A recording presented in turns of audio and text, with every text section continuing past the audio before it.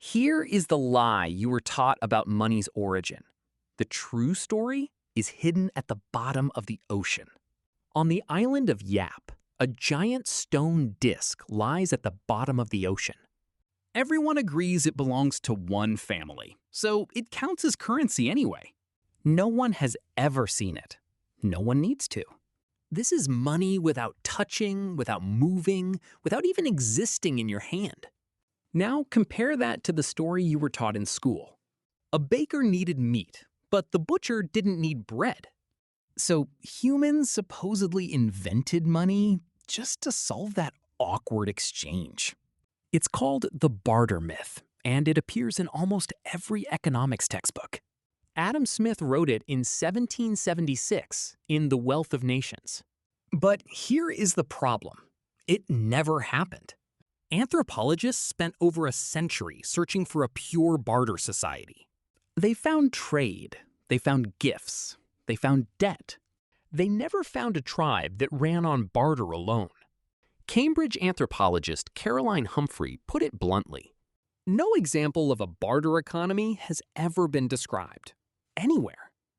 So if barter didn't create money, what did? The answer was buried in the mud of ancient Mesopotamia. Around 3500 BC, in the temples of Sumer, scribes pressed reeds into wet clay. They weren't recording purchases, they were recording debts. Farmer owes 10 measures of barley. Sealed, dated, witnessed. This clay tablet is older than any coin ever minted. Money didn't start as an object. It started as a promise. Temples and palaces tracked who owed what in vast ledgers of obligation. Grain, silver, and labor all became units on the same invisible scoreboard. By 1750 BC, King Hammurabi wrote the rules into law. Interest on silver loans, interest on grain loans, written in stone. This was banking 1,000 years before a single coin existed. Debt came first. Coins came centuries later. And when coins finally arrived, they weren't for markets at all. In Lydia, around 600 BC, kings needed a way to pay soldiers instantly. Coins solved that problem. Standardized, portable, impossible to fake. King Croesus stamped his face onto gold and silver alike.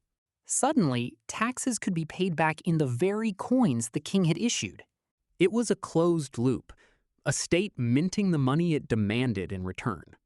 Not a marketplace invention, a military and political one. So barter didn't birth money, debt did. Then the state coined it. But where does barter actually show up in history? Only at the edges, between strangers with no shared trust. Two tribes meeting for the first time, uncertain, sometimes armed.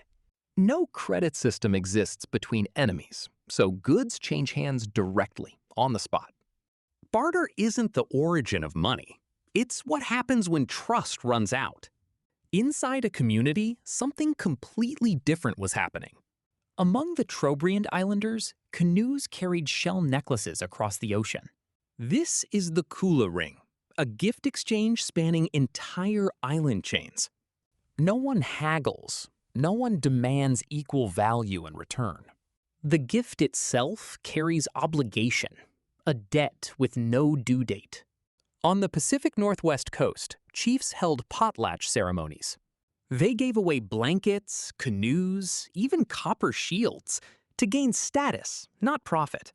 The more you gave, the richer you became in the eyes of your people.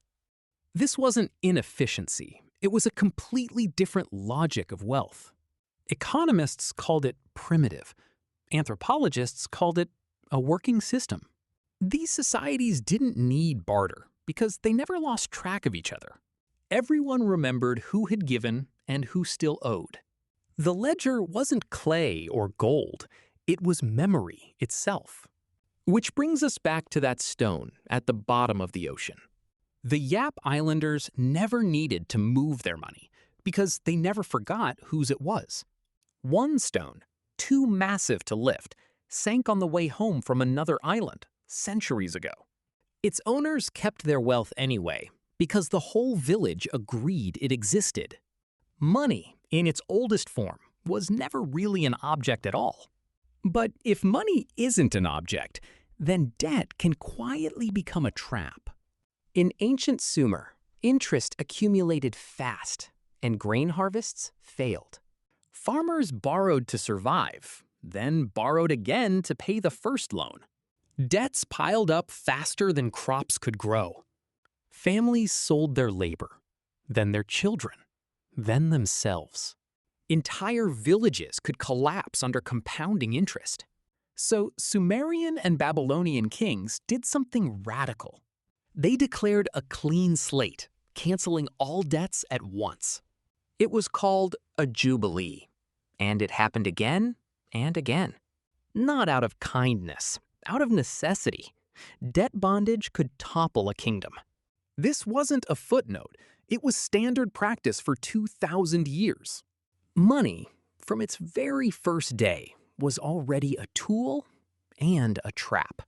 Now, fast forward past Lydia, past Rome, past medieval Europe, coins gave way to paper. Paper gave way to numbers on a screen. But look closely. The numbers in your bank app are still just a record. A promise that the bank owes you, backed by a promise the government makes. There is no gold sitting behind it.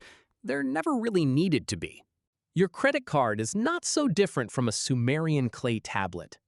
Both say the exact same thing. This person owes, and it is recorded. Central banks today create money the way Sumerian temples once did, by declaring credit into existence. The tablet became paper. The paper became plastic. The plastic became a screen. But the core idea never changed in 5,000 years. So why do we still teach the barter myth in classrooms today? Because it tells a comforting story. Individuals trading freely, no state, no debt, no power. The real story is messier. Temples, kings, debt bondage, forgiveness. It means money was never neutral. It was always social, always political. Every coin, every tablet, every stone carries a relationship between people. Not a thing you own, a promise you're trusted to keep. And maybe that changes how you look at the number in your own bank account. It isn't really yours. It's a record of what society currently believes you're owed. Think about it in your own life. You don't barter with your family. You just remember who bought dinner last time. You don't demand exact change from a friend who covers your coffee. You keep a mental tab, and so does everyone around you. Small shop owners have run on tabs and IOUs for centuries, no cash needed. Trust between two people scales into trust between a village. Trust between a village scales into trust in a currency. Trust in a currency scales into trust in an entire nation's economy. It's the same principle, just with more zeros attached. Even the almighty US dollar was once tied to gold, until it wasn't. In 1971, President Nixon severed that final link completely. No gold backs the dollar anymore. No gold ever really needed to. What backs it instead is something far stranger: collective belief. The entire global economy runs on billions of people simply agreeing it works. Which sounds absurd, until you remember the stone at the bottom of the ocean. The Yap Islanders never doubted their submerged fortune, because doubt wasn't the point. Agreement was the point. It always has been. Money was never a shortcut around barter. It was never really invented at all. It grew out of something older: memory, trust, and obligation between people. Every clay tablet, every coin, every dollar bill is really just a story we agree to believe. The story your textbook told you was neat, convenient, and wrong. The real story is messier, older, and honestly, more human. It isn't about isolated traders swapping goods in a marketplace. It's about a farmer, a temple, a king, and a promise between them. It's about a chief giving everything away to gain nothing but respect. It's about a stone nobody will ever see again, still holding its value. So the next time someone says money was invented to fix barter, you'll know better. It was invented to keep track of something much older than trade: debt, trust, and the simple human need to remember who we owe. That stone is still down there at the bottom of the Yap Lagoon right now. And it is still worth a fortune because we all agree it is.